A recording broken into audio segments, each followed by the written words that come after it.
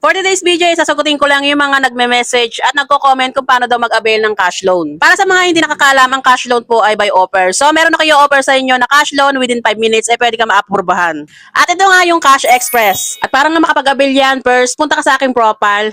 Then, dito makikita mo ang Get Cash Loan here. So, pindutin mo lang tong website na to.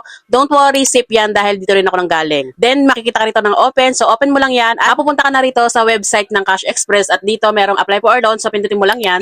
At dito nga mapupunta ka sa verify your phone number. So ilalagay mo dyan yung phone number mo, then i-continue. At dito mapupunta ka na sa personal data. So dito mo ilalagay ang iyong complete name, birthday, email address, then pagkatapos i-continue. At mapunta ka na nga dito sa additional details. So dito mo ilalagay ang iyong education, trabaho. Ilalagay mo rin dito yung monthly income mo, kung meron kang current loans at ang iyong loan purpose. Then pindutin ang continue at dito mapupunta ka sa payment details kung saan mo gustong ipadala ang perang mailo-loan mo dito. At kung sa GCash mo nga ilalagay yung perang mailo-loan mo, make sure lang yung unang sign up mo ay GCash number mo kasi dito hindi na na-edit ang number ng GCash. At kung wala kang ang GCash, pwede rin dito ang bank account mo. Then dito sa gilid merong box, pindutin mo lang yan. Then continue at mapupunta ka na nga dito sa selfie verification. So pipindutin mo lang tong take a photo. So hahayaan mo lang na makapture di Cash Express ang mukha mo. At pagkatapos makapture ang mukha mo, then mapupunta ka rito sa document upload. So dito nga isang ID lang ang kailangan mo. So pipindutin mo lang dyan kung anong ID na meron ka. At kapag nakapili ka nga ng ID mo dyan, ang kailangan mo lang ay picturean yung ID mo. So hayaan mo lang makapture di Cash Express ang iyong ID. At after nyan, mapupunta ka na dito sa terms confirmation. So dito sa terms confirmation, so dito makikita mo yung kung magkano mailo-loan mo. Dito nga i-adjust mo kung magkano gusto mong i-loan from 1,000 to 10,000. At dito sa payment frequency, pwede ka rito mamili kung 7 days o 14 days mo babayaran. Yes, 7 days to 14 days siya yung maliliit ang tubo. So pwede mo na mga extend yan up to 6 months. So basahin nyo na lang yun dyan yung mga terms kung gusto nyo bang umutang o hindi. So nadepende na rin yun sa inyo.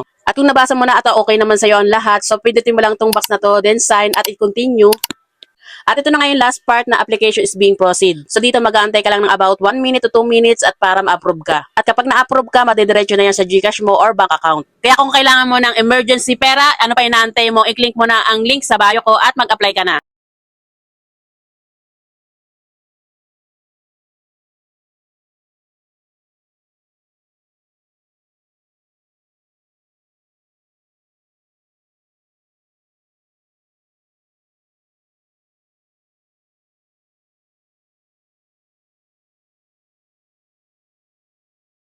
Kaya kung kailangan mo na extra pera, i-click mo na ang link sa bio at mag-apply ka na.